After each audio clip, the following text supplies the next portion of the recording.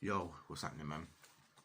Listen, I don't even know how long this video is going to be, and I'm not expecting any of you lot to stick with it to the end because I'm not a celebrity or anything like that. I know how this world works. It's like if you're not Jay-Z or someone like that stature, you know what I mean? Taylor Swift. It's like people don't listen to what you're saying. People don't hear you. But you know what? I'm not doing this video for that. I'm doing this video. This is my therapy because I need to just get certain things out because this week it's been a testing week.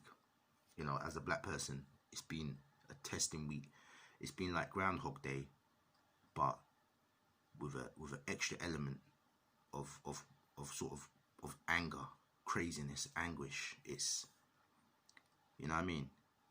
You know what? The main reason why I'm doing this video is certain things are frustrating me right now. It's this all lives matter nonsense, right? I could speak on here for maybe 3 hours about everything, right?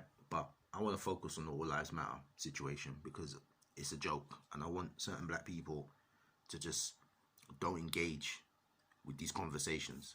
This is my message to you guys. Stop engaging in these all lives matters arguments, back and forth nonsense, right? Anyone that's coming out with that slogan and anyone that's promoting that hashtag or slogan, don't engage with them, right? That's what I've been doing. I don't engage with foolishness, right? The fact that people are in that mindset, the all lives matters. And don't get it twisted. There's one or two people that I know, and I can see what they're trying to do with the all lives matters. I see what they're trying to do, and it's not the time. You're getting it wrong. It's not the time for that, right? All lives matters is not. It's not all lives matters. If all lives mattered, we wouldn't need Black Lives Matter. We wouldn't have had to say that, right? We wouldn't have had to say that. The reason why people are saying Black Lives Matters because they are being disregarded, and it's a constant thing. This is not something that happened yesterday. It's not something that happened 10 years ago. This is a constant thread that is just interwoven into societies across the world. This is not just an American thing. This is not just an American thing. You can go back to the transatlantic Atlantic slave trade. You can start there. You can start right there. That shows you how black people are viewed. You understand? You need to, black people, I'm telling you now, please go back, start reading your history, right? I'm not even here claiming that I'm some grand historian. I'm not. I'm still learning about certain civilizations. I'm still learning about certain situations, certain characters that we've had, certain trailblazers that we've had, right? I'm still learning. I'm not trying to come out here and be patronizing and tell people, get your education up on that level. I'm saying for you to understand what's happening now, start going back. You see the relationship we have with non-black people. You see why we are viewed the way we are. You see why we are, I don't even want to say feared. I don't think people are frightened of us. I just think people think we're inferior. I'm not going with this fear element in that sense, right? Because when I watch a lot of these incidents, I'm not seeing the fear. I'm seeing a disregard for life. I'm not seeing fear.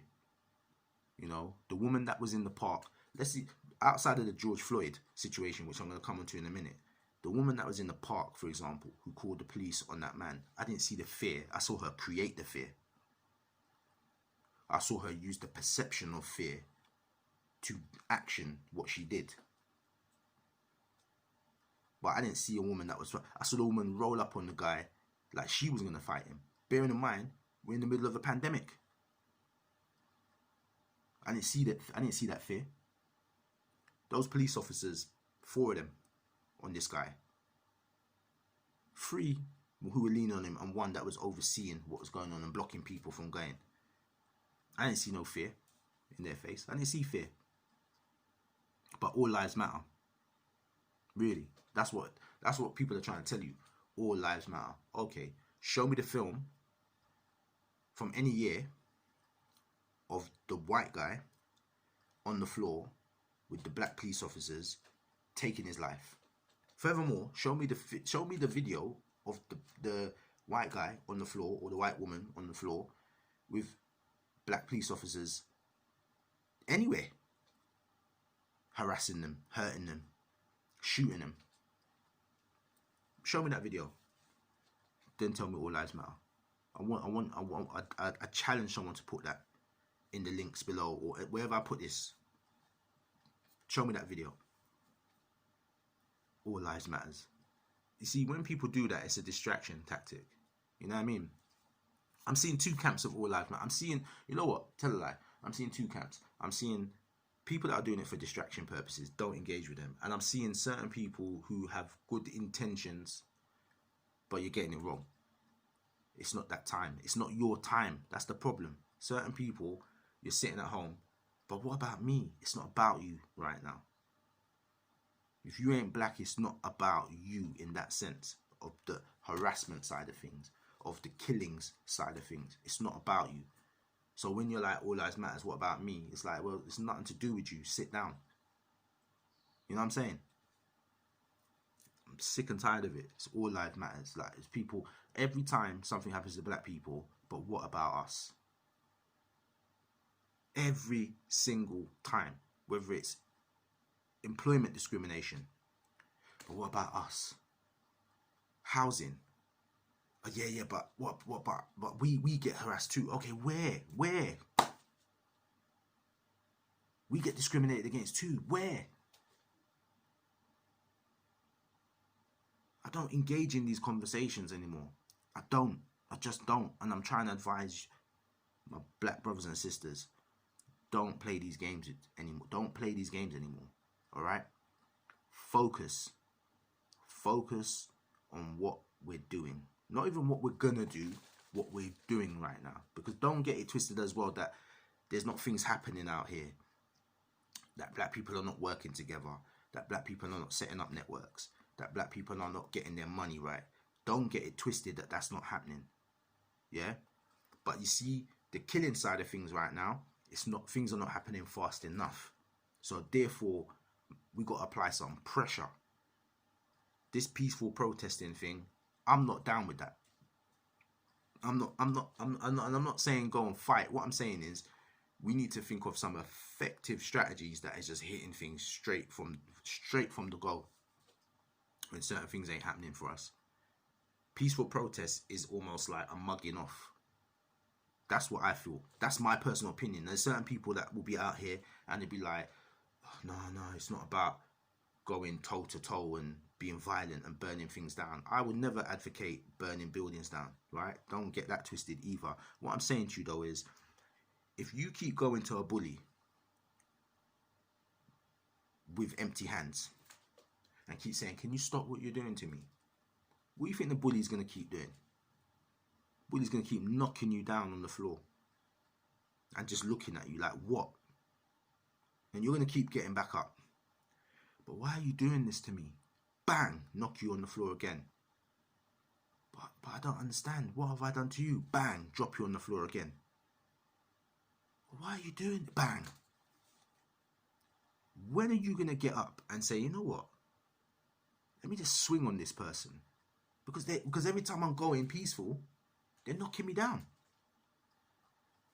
When are black people supposed to react with aggression? When? We're always being told peace, peace, peace, peace. Okay. We're the only ones rolling like this. We're the only ones doing this peace thing. We're the only ones who keep quoting Martin Luther King. All the time. Martin Luther King. Okay, cool. I love Martin Luther King. But you notice how people are always dragging out his statements. They don't talk about Malcolm X. They don't talk about the other people who are like, listen, let's not be having this. Why is that? This whole passive thing all the time. Black people. I heard some of the most foolish things this week. You know, we need to do this. We need to do that to get to the table. I don't want to be at the table. I don't want to be at the table. I'll make the table myself. I don't want no one's handouts. I don't want no sympathy now. I don't want no. What I want is that whatever I am building or creating or wherever I'm hanging out, I can do that in peace. That's it.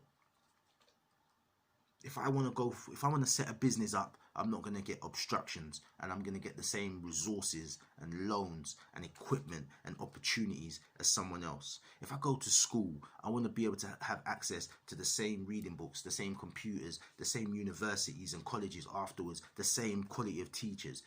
That's what I want.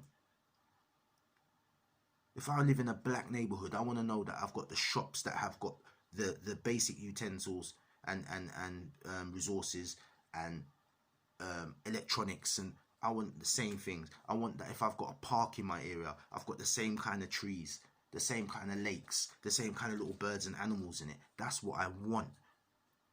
And at every single turn, black people are getting doors and barriers and force put upon us, and we keep being told, just be patient, just be peaceful. So I'm saying right now, why? Because certain people ain't coming with any tangibles on the outside. The policies and procedures, I live in the UK, but what's going on in the US is similar to us here. I saw with the COVID. I'm going to give you an example. COVID, my area, right, I'm seeing in one part of the town, I'm seeing white people who have not listened to any of the restrictions, period. From the first day we had the lockdown, I know for a fact, because I've been out every single day trying to get shopping. Not because I was out doing recreational stuff. I was out getting shopping every day, trying to get resources for my house, for my family. I've been out every single day, right? Every single day since the pandemic has started, I've been out making journeys to a Tesco's, to a Asda, to pick up pasta, rice, toilet roll, little bits and pieces for my family every single day. I sacrificed that. I've done that on my own, right? On my journeys to these places for essential travel, I've witnessed white people outside still going in certain places, drinking, hanging out, just being out, not going to work or anything like that, just being out, because they don't want to stay inside. And I have seen not one stop and search, pulled over, no incidents with the police. On the other side of the same town that I live in, I've seen about 5 or 6 different stop or searches, black kids. Same town, different rules. Don't tell me about all lives matter. Don't. You can save that for whoever else you're talking to. Don't put that on me. I'm not hearing it. I'm not hearing it. So what I'm saying is, black people, don't get involved in these conversations, right? Don't get involved in these conversations. And let me say another thing, right, to my black brothers and sisters. Just because you are pro-black and you're fighting for a situation right now to help black people, don't let anybody try and label you as anti-white because of it, right? Because we're not saying that either, right? Don't let people shape your narrative and tell you what's in your heart. Because you're facing discrimination and you're fighting for it, you're going to get people trying to rewrite the history and rewrite the problem. Don't let people do that. Control your own narrative. Link up with people who are proactive, who want to get things done, right? And that's it. Anyone that's on this kumbaya talk, softly, peace, you lot go do that over there. Don't look for me on that side. I'm looking at proactive things to make things move forward. I'm willing to work with anybody in the community. I'm willing to work with any service providers who are doing that, right? I'm a community man. That's what I do. But I'm telling you, where I'm at now, I'm not on no pasa, softly business. I'm on action, tangibles. That's where I'm at. If you ain't rolling like that, don't call me for nothing. I'm telling you straight.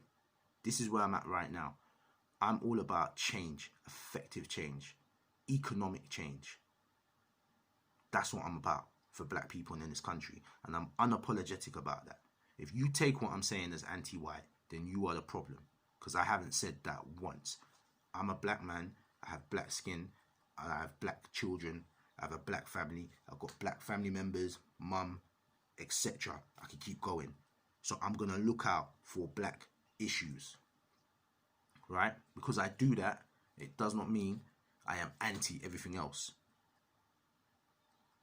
So again, people, when people try to get you involved in those kind of conversations, do not entertain them. Focus on what you're doing. Keep your eye on the prize. Don't let these other distractions get in there. Don't let these Facebook trolls or Twitter trolls control your narrative. Stay away from these people. Do you understand? Right? I just wanted to get that off my chest. I'm going to start doing a few more videos because I just feel I've got a lot to say, and I feel if I can get to one person, I'm not expecting no one to follow this video right to the end. I don't think anyone will. Right? I'm not a celeb. But you know what? It's my duty. A lot of you won't see me out there because you're not from my area, you're not from my side of town, but I've got a voice, and I've got a lot of information, and I'm gonna put this out to help my people out here, because I can't stand up and watch these things happen anymore. I can't. Yeah, I can't know what I know and have the skills and the capabilities that I have and be sitting in my house passive. I never have been anyway. I'm just saying that theoretically. I'm not that guy. I'm not that person. So yeah, that's it. Unscripted video. I didn't even know I was doing it. I've been watching these things on the news, and it's crazy because on one side we've got I'm from the UK. The country's opening up after lockdown, and we've got people, hey, I can go back to the pub and all that. And you don't have those. That's your challenge. That's your challenge. My challenge is being black. Being black in the UK, in the US, in Australia, in Europe, in Asia. No matter where I go, I'm seen as a threat. So I'm going to leave you with that. Think about it. All lives matter, but not for everyone. Think about that.